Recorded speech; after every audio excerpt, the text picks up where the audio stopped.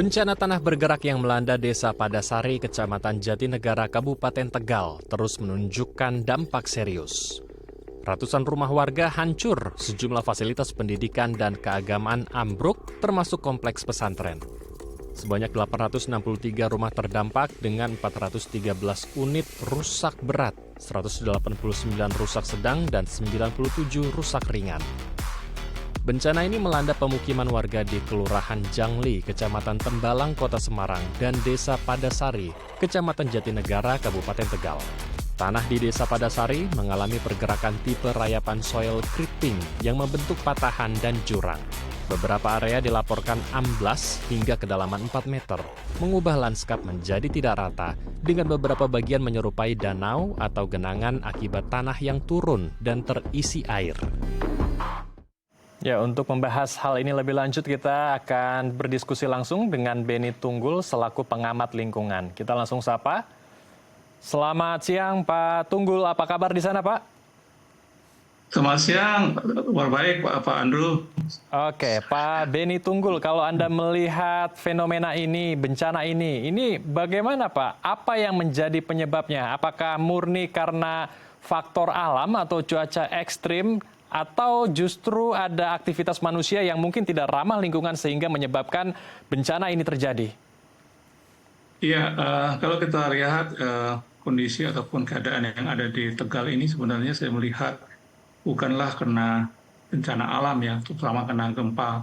Karena kalau dia gempa pasti akan menjadi likuifaksi, tapi ini saya lihat adalah creeping ya, karena saya lihat juga dari kontur tanah yang ada dari wilayah situ kan ada lereng ya, jadi sehingga saya melihat bahwa ini adalah sebenarnya hanya creeping atau satu kayak rayapan yang dimana akibat daripada cuaca yang ekstrim ya, hujan yang begitu panjang dan kemudian ada tanah lereng sehingga akibatnya kondisi air itu mempengaruhi daripada fisik daripada lereng tersebut sehingga terjadi pergerakan tanah ya, dan kita tahu lereng dalam posisinya miring ya, sehingga mengakibatkan kayak suatu cairan tanah atau bubur turun ke tempat yang lebih rendah begitu.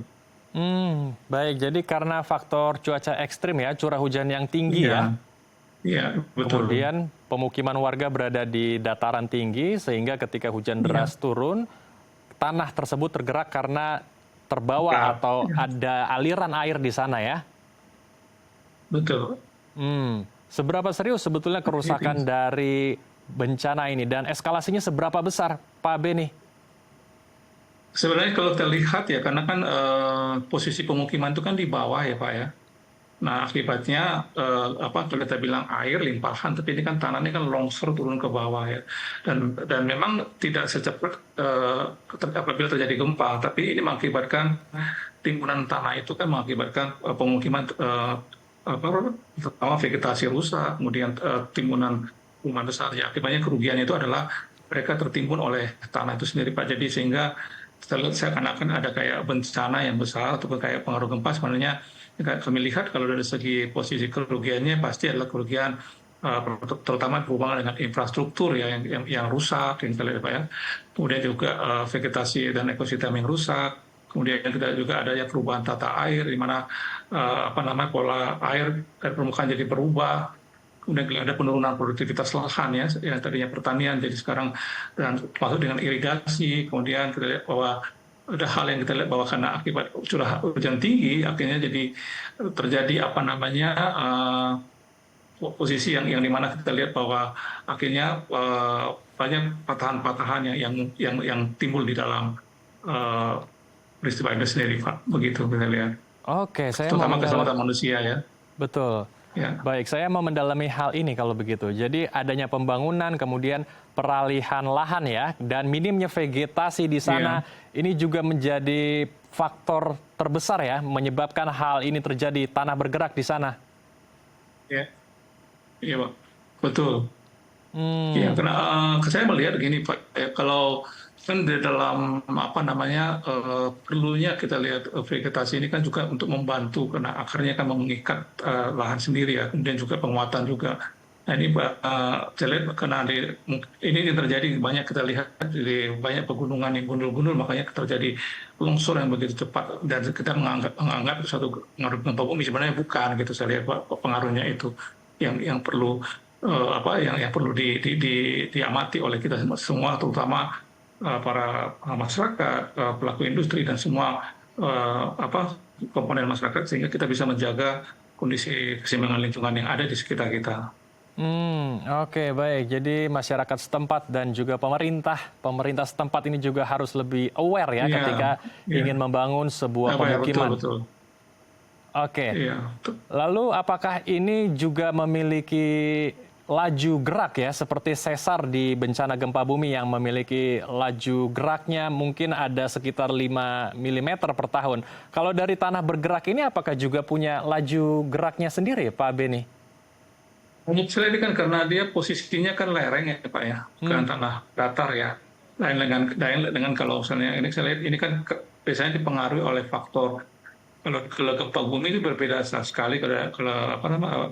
Nanti saya lihat ini karena lereng ini hanya diakibatkan dari gratifikasi Pak. Jadi bukan ada kena dorongan, kena gempa ya, karena seperti apa yang terjadi, karena jadi nggak ada getaran ya, tapi karena dia sudah mengalami daya tahan yang cukup rendah, sehingga dia bergerak dengan sendirinya Pak. Apa ditambah lagi dengan adanya ringga, karena ada isi air, kemudian dia turun ke bawah Pak, begitu. Jadinya jadi bukan seperti kalau kita ada dalam peristiwa yang disebut dengan apa namanya tuh yang sekarang kita lihat tanah bergerak yang seperti yang ada di Palu gitu Pak ya, itu sangat berbeda Pak fenomena itu, karena di benar-benar creeping ini kan hanya kebanyakan dia langsung secara lambat dan tapi terus menurun Pak. Nah, apalagi ditambah dengan curah hujan ya. Ini karena ketahui dengan lereng itu sendiri, jadi menambah gerakannya lebih cepat gitu. Oke, ini saya garis bawahi, jadi berbeda dengan sesar ya, seperti yang lagi marak dibahas di sana-sini, sesar Lembang begitu yang punya laju gerak. Kemudian ini juga berbeda dengan likuifaksi. Ada lempengan gitu ya. Iya, betul. Berbeda pula dengan likuifaksi yang pernah terjadi di Palu tahun 2018 lalu. Ini hanya seperti bencana longsor ya, karena cuaca ekstrim, hujan dengan intensitas tinggi ya Pak ya? Iya. Oke. Betul, lalu agar kita bisa bersama-sama lebih aware dengan kesiapsiagaan bencana, apa saja sebetulnya yang perlu diperhatikan oleh masyarakat dan juga pemerintah setempat agar bisa meminimalisir dampak berat ketika terjadi bencana serupa? Sebetulnya apa saja sebetulnya indikasi-indikasi yang akan muncul ketika ada pergerakan tanah yang terjadi karena cuaca ekstrim ini? Ya, memang pertama yang karena kita lihat kan Pak, sumber air itu kan berada selalu dari titik tertinggi Pak, apalagi karena bukit itu, makanya perlu dalam pembukaan lahan, apalagi kan kita tahu di daerah-daerah itu kan banyak yang pembukaan lahan itu secara sporadis lah, tidak tertata. Nah, yang kedua masalah penggunaan tata ruang yang dalam pemerintah ya, khususnya dalam peruntukannya untuk apa, jadi tidak diperuntukkan yang tadinya untuk daerah hijau jadi daerah industri atau daerah perumahan, sehingga struktur tanah yang tadinya sebagai sumber mata air atau sebagai daya tampung air atau sebagai tempat penghijauan akhirnya menjadi beralih fungsi Pak, kebanyakan ke alih fungsi. Nah itu yang saya lihat tiba-tiba menjadi ketahanan daripada kontur tanah yang tadi yang menjadi dipergunakan untuk penyimbangan lingkungan jadi berubah jadinya Pak. Itu saya lihat salah satu yang paling penggunaan yang tadinya prioritas tanah itu dipergunakan untuk menjadi sesuatu yang lebih berimbang lingkungan, sekarang menjadi nilai ekonomi. Itu yang saya lihat banyakkan yang terjadi di daerah-daerah yang akibatnya terjadi kayak seperti sekarang ini creeping gini yang terjadi gitu ya, begitu Pak.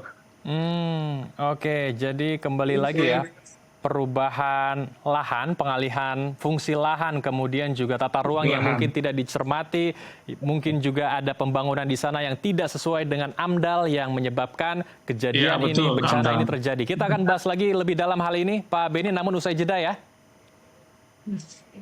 Pemirsa, kami akan kembali usai jeda, tetap bersama kami di Halo Indonesia.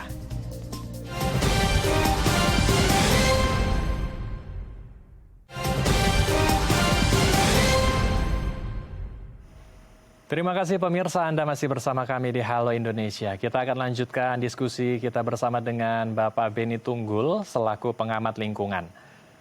Pak Beni, sebelum ke pertanyaan saya di segmen sebelumnya, saya juga ingin mendalami lagi sebetulnya apa gejala awal ketika sudah ada indikasi akan terjadi tanah bergerak di suatu tempat. Apakah tanah-tanah retak begitu ya? Ini menjadi indikasi awal agar masyarakat kita juga bisa lebih aware mengantisipasi terjadinya hal ini, Pak.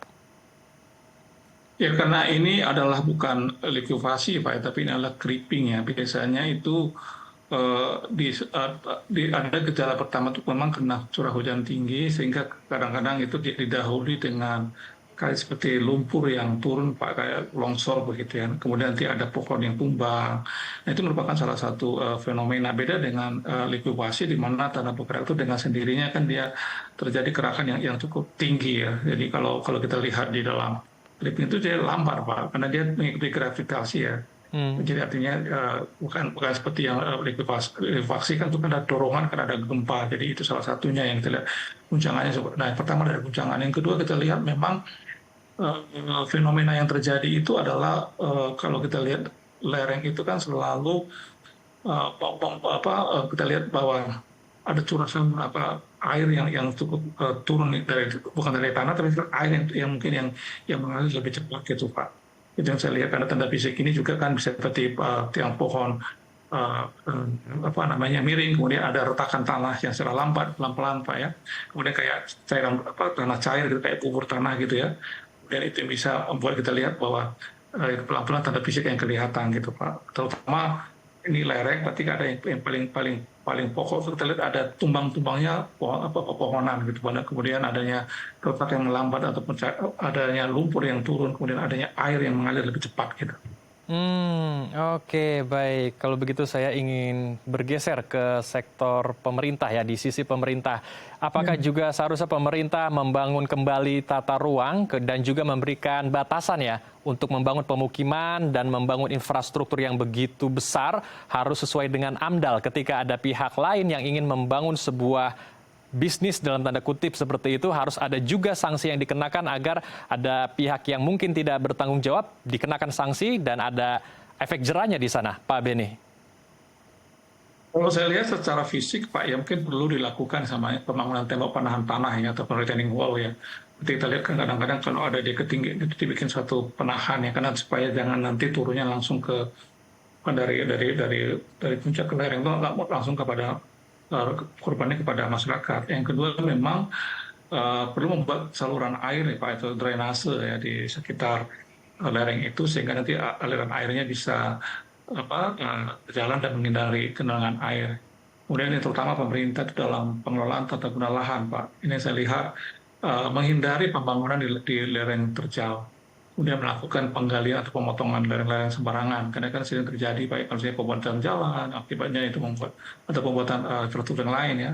Kemudian mengurangi beban berat di atas lereng. Nah, ini sering kita lihat banyak di daerah perbukitan atau gunung-gunung yang cukup kecil itu banyak bangunan-bangunan ya, akhirnya menambah beban tanah itu sendiri ya dengan adanya bangunan-bangunan itu. Nah, ini yang saya katakan tadi, itu perlunya penataan dalam tata ruang ya, khususnya, Pak. Nah, kemudian di samping itu juga dilakukan monitoring, kemudian edukasi kepada masyarakat supaya apabila ada terjadi mitigasi bencana yang terjadi. Nah, ini yang tadi Bapak menanyakan hukum. Nah, ini yang saya berharap setiap pemerintah daerah itu mempunyai sanksi, terutama dalam apabila terjadi pembangunan yang sebenarnya daerah hijau diganti menjadi daerah pemukiman dan lain itu, Pak. Dan kemudian pengandalian terhadap pembuatan izin-izin dalam pengembangan bangunan itu penting sekali. Apakah berhubungan dengan dulu EMB ya, sekarang PBG, kemudian juga AMDAL harus diperhatikan. Dan yang terutama dalam pemerintah tingkat kelurahan atau tingkat kepala desa itu harus memperhatikan bagaimana mitigasi dalam terjadi bencana. Gitu. Oke, baik. Ini harus dievaluasi oleh pemerintah ya. Kemudian bagi warga yang menetap di sana, mereka saat ini sedang mengungsi kurang lebih sudah seminggu. Hingga hari ini mereka masih mengungsi. Artinya pemerintah juga seharusnya merelokasi rumah warga yang berada di lereng tersebutkah, Pak, agar mereka ketika sudah kembali ke rumahnya tidak mengalami hal yang sama seperti hal ini? Ya, betul Pak. Karena kan pada awal kan pasti evakuasi ya, dan yang kedua adalah relokasi. Tapi yang paling utama tuh Pak perlu edukasi ya, karena saya lihat kekurangan edukasi kepada masyarakat terhadap kesiapan bencana ya. Karena kebanyakan kepanikan yang muncul akibatnya eh, pemerintah juga panik, juga masyarakat panik sehingga mereka tidak mengerti bagaimana mitigasinya, baik secara teknis ataupun secara non teknis. Sehingga kita butuh ya Pak, apalagi sekarang ini kita lihat banyak lempeng-lempeng yang sudah mulai bergerak ya Pak. Kalau kita yang misalnya terjadi bencana, nah, terutama daerah kita lihat banyak di daerah jauh. Saya dapat peta ya Pak ya.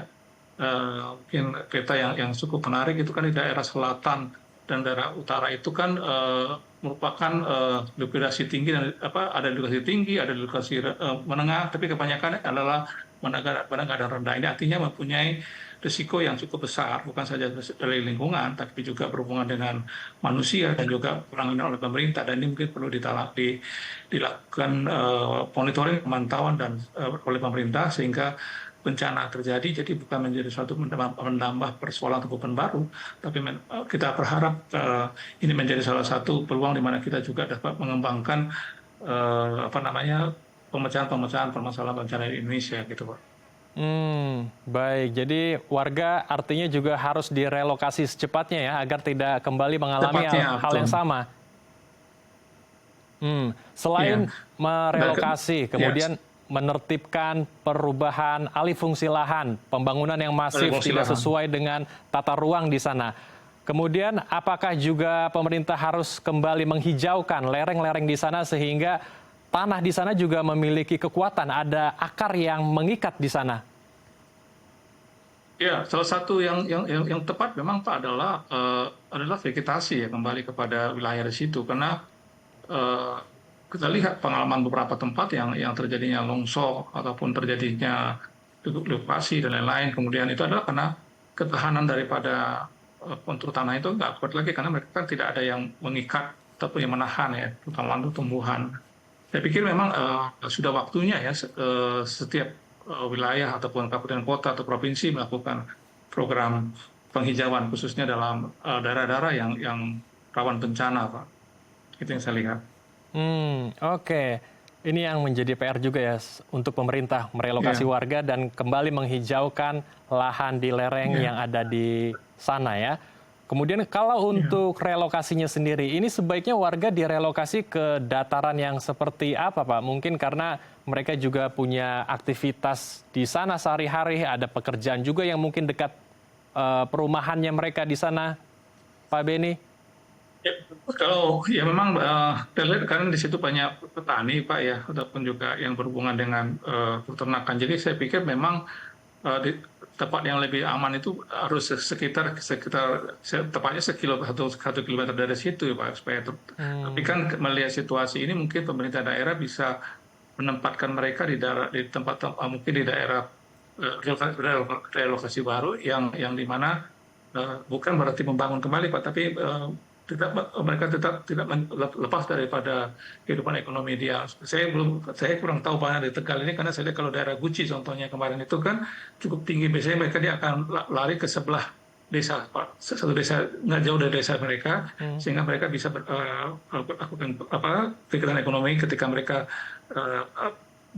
melihat sesuatu lebih aman begitu Pak. Setahu saya kalau di daerah-daerah pedesaan itu dia pindah ke desa lain Pak. Setahu saya dan itu berkoordinasi dengan desa yang lain. Nah kalau saya nggak tahu kalau melihat studi sini saya lihat tadi ketika saya lihat petanya saya lihat sekitar 1 kilometer dari daerah situ lebih aman situasinya saya lihat. Baik. Terakhir Pak Beni, apa pesan Pak Beni untuk warga sekitar yang terdampak oleh bencana tanah bergerak ini dan pesan untuk pemerintah juga agar bisa mengevaluasi sebuah pembangunan yang betul-betul sesuai dengan AMDAL, analisis dampak lingkungan? Ya, yang pertama saya mengucapkan keperhatian kepada masyarakat yang kena bencana di daerah Tegal ya, karena memang namanya bencana kan tidak pernah diprediksi. Yang kedua yang saya lihat pemerintah desa khususnya kepala desa mungkin bisa berkoordinasi dengan pemerintah kabupaten kota atau provinsi untuk dalam evokasi dan relokasi masyarakat ke tempat yang lebih aman dan mungkin bisa berkoordinasi. Saya melihat petanya tadi saya lihat lebih tepat memang berpindah ke satu desa yang lain berkoordinasi sehingga mereka bisa pindah atau melakukan kegiatan ke tempat mereka tidak jauh karena ada kegiatan ekonomi yang lain. Nah, yang ketiga adalah saya lihat bahwa perlunya semua pemerintah kabupaten kota sekarang ini mengevaluasi kembali tata ruang wilayah mereka, khususnya yang di mana kita lihat banyak daerah-daerah yang mempunyai bukit atau gunung-gunung. Jadi karena saya lihat banyak sekarang dialihfungsikan ya menjadi pemukiman atau yang berarah menjadi ekonomi, sehingga mengakibatkan ada beban lingkungan yang besar kepada alam sendiri, dan akibatnya begitu terjadi gempa bumi, terjadi perubahan cuaca, akibatnya terjadi bencana. Nah, ini perlu harus di dalam tata ruangnya mungkin terjadi kembali, dirubah kembali ataupun dilakukan pengetatan terhadap perizinan pembangunan yang berhubungan dengan pemukiman yang sekitar. Terima kasih Pak Beni, semoga diskusi kita hari ini bisa menjadi insight penting ya bagi pemerintah setempat dan juga warga di sana. Terima kasih sekali lagi Pak Beni telah bergabung bersama kami di Halo Indonesia. Salam sehat, selamat kembali beraktivitas. Terima kasih, salam sehat. Terima kasih Pak Dul. Pemirsa, usai jeda kami akan mengajak Anda berkunjung ke Bazar Murah Ramadan. Informasinya usai jeda di Halo Indonesia.